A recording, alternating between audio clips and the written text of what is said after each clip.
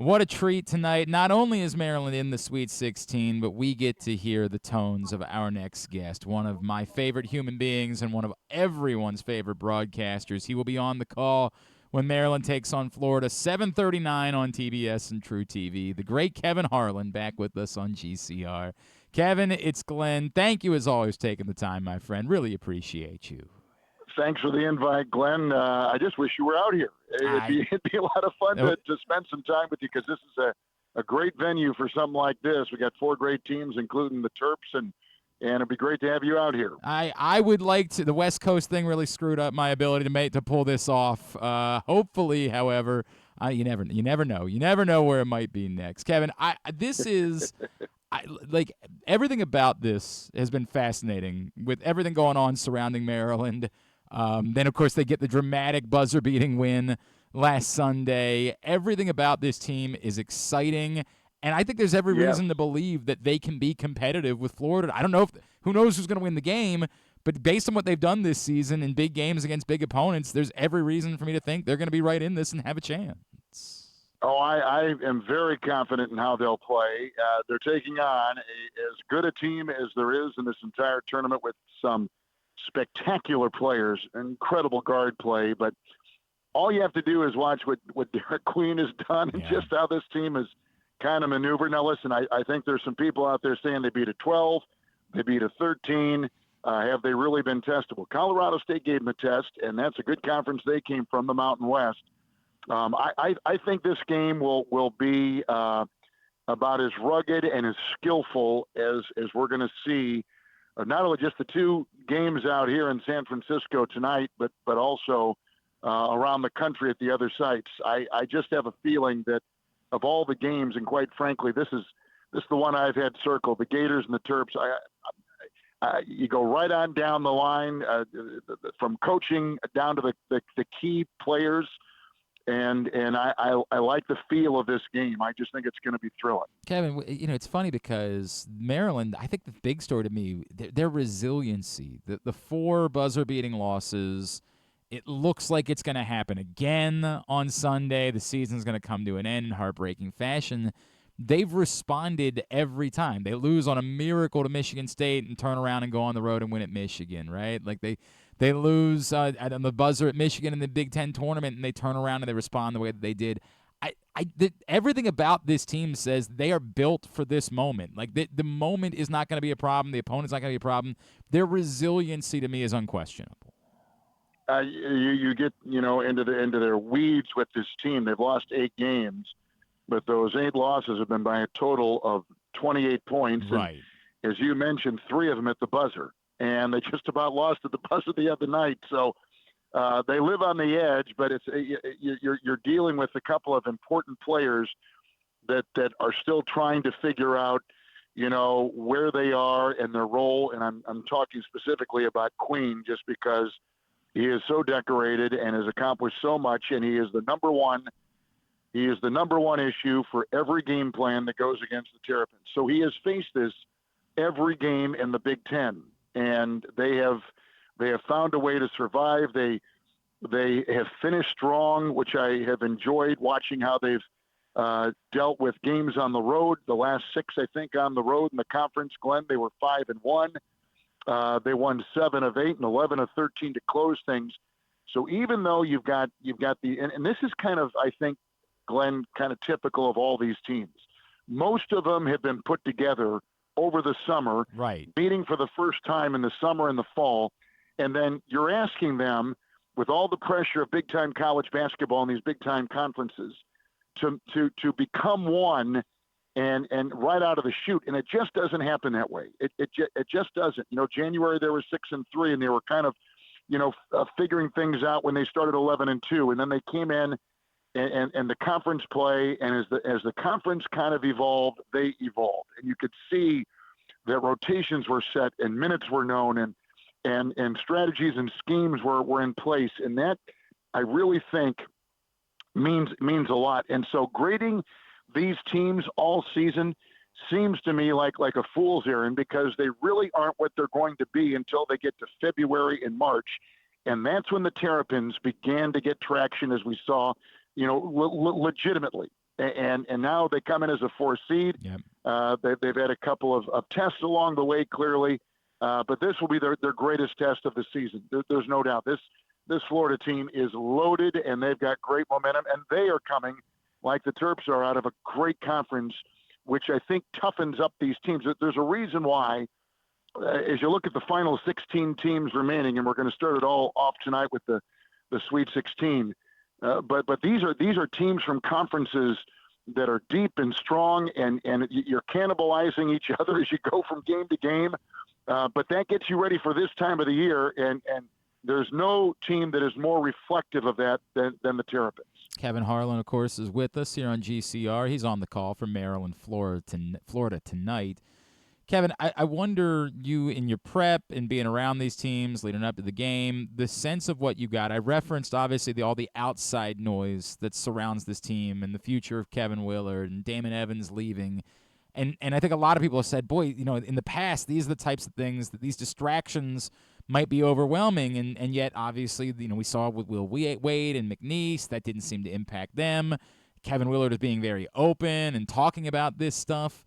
What have you made? Is there maybe a way that it's almost insulated them a little bit, like that they've actually benefited from all of the noise and sort of doing this together and telling everybody we don't care? Like, what is the sense that you've gotten of the impact that that's all had on them?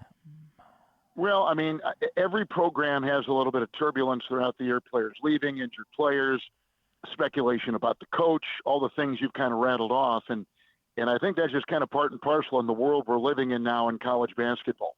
We've got the NIL, we've got the transfer portal. Just a couple of days ago, it opened up, and it was like they opened up the floodgates. Man, oh man, all these kids, and now they're signing quickly with programs, and I mean, it's a confluence of so many issues that maybe didn't exist in the past. And days of long ago, you recruited the kid, you developed the kid, you brought him into your culture. I may not have played as a freshman, more as a sophomore. Then he really blossomed as a junior. Those days are gone. You may have the occasional player that will linger in a program, but for the most part, they're hopscotching from one program to the next, trying to find where they can get their most minutes, most shots up, and most kind of display where they're going to show their wares for the upcoming next chapter of their lives, if it's in professional basketball or whatever. And I just don't know if there is a normal right now. I think we're dealing with so many different things that come at it, like almost nothing surprises you right now, right? I mean, kids play 8 games and they leave a program. Kids get hurt and then they come back and they play at the end. We got a kid with Arkansas who's got that tonight, who was one of the top players, if not the top player coming out last year, who was injured and had surgery on his hand, and now he's back and on his thumb, and he's playing for Calipari tonight. So I just think this is kind of part and parcel what these coaches and these programs are dealing with NIL and with the portal and trying to re-recruit your own players that you spent all this time recruiting to begin with, and trying to keep everybody happy. Yep. And I think too, this one thing, Glenn, I don't know that the coaches have ever been more honest with their kids than they are right now. I think because of the transparency of being able to move from year to year as you want to, and the big money that's involved in getting a better offer from another school, whatever it might be, I think now these coaches feel I've got to be honest as much as I've ever been honest with the kid before, just about where they stand, what they can do, how I can help, and what they. But as we saw Shaka say the other day up in Marquette, he said, "I'm the kid's agent. I don't want these kids coming with agents. I'll tell them. I'll be honest with them, and I'll tell them exactly where they need to go, and if they should stay or if they should move on and go to another program, another conference." I mean, there's so much going on right now. It's hard really to grasp it.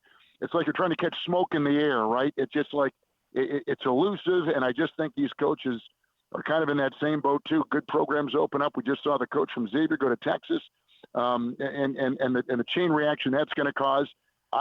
These are going to be stories that are going to live with us, I think, for the remainder of the current state of college basketball. No, I think your point's well taken, though, Kevin, which is that, like, at the end, it just might be that the transparency is the best policy you can have at this point. Like, this is the reality, and you guys might be in different places next year. I might be in different places, so why do we care about any of that? We care about the basketball game that we're playing right now. Like, that's the only thing that matters, and that might really be what's working. Kevin, you used to bring a kid in, Glenn. You used to bring a kid in recruiting who was a great player in your own state or maybe in the region, and you'd show him, the facilities. You'd show him the locker room, show him the weight room, show him where he's going to be dining. You show him, then you introduce him to the guys on the academic side, his counselors, and what kind of things are available there, and what direction you might want to go with a lot of guidance. Then you talked about, here's what we've done, say at Maryland or at Kansas, and here is our history. We were in the Final Four and won it in 2002, and we have this Hall of Fame coach, and we've got all. You know what? You can sit there and talk to your blue in the face about all these great attributes of your college and your school and your coaching and everything else. The bottom line for a lot of these kids is, what am I going to make? How much are you going to pay me? Because this school is paying me $50,000 more, right? And that's the weird world we're all trying to just trying to absorb and understand and process right now. Kevin, the depth thing has been something we've talked about a lot this season for Maryland. I don't think it matters all that much, although Florida is a uniquely deep team, right? They've got 10 players that average double-digit minutes this season. I feel like at this point it only really matters if there's some foul trouble. I think we're over the place where we say that specifically if Maryland's going to lose their legs or anything like that in a game like this tonight. That's a good question. That's a good question because Florida has won 32 games. They've only lost 4, and they're coming out of the best conference in the country.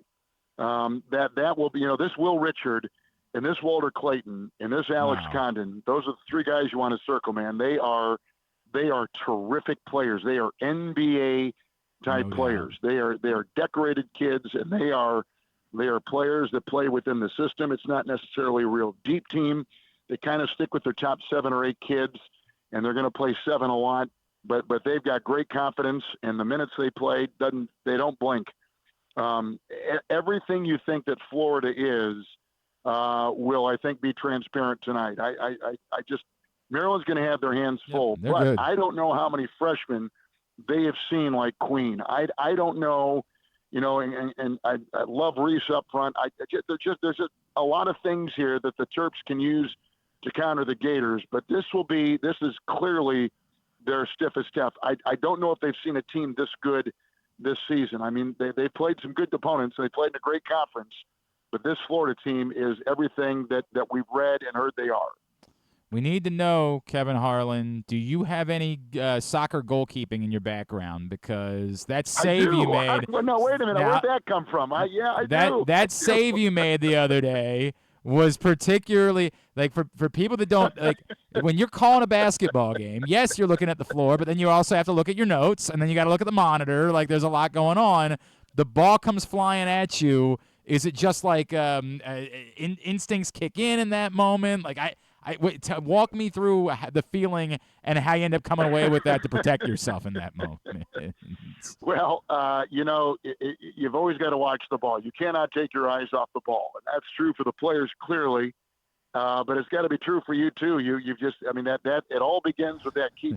The old phrase, "Keep your eye on the ball." Well, that's what we were doing, and it just so happened to bounce slowly to us, and it was an easy deflection. But I think I've told you this before, Glenn. Sometimes when you're doing these games, you're so lost in the game, like you don't hear the music and all the loud noises in an arena. You don't pay attention to a heckling fan and back. You don't pay attention to any of that stuff.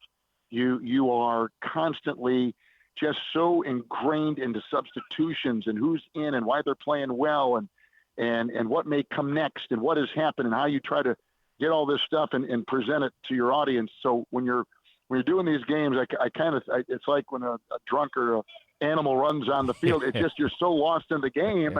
You're so lost in the game that you just sometimes you don't even know what happened. And I had completely forgotten that happened until after the game, and they were showing me we were driving back to the hotel in Milwaukee. Oh man, Kevin, it's weird because Maryland fans, we would like it if maybe it was a little bit more peaceful and didn't have to go through the heartburn of another buzzer beating type. But because you're on the call, selfishly, I would really like it if that's the way that it went tonight because we want to hear your call of a game winner. My friend, it always means the world to me. I love you, brother. You're the best. Thank you for taking the time. Can't wait to hear your voice tonight from Maryland, Florida, and hopefully we'll be doing this again real soon. Always appreciate your kindness to me. Thank you so much, Glenn. Glad we're friends. Glad we were able to visit about this. And I hope the next time we're talking about Lamar and the Ravens No to get doubt. ready for another NFL season.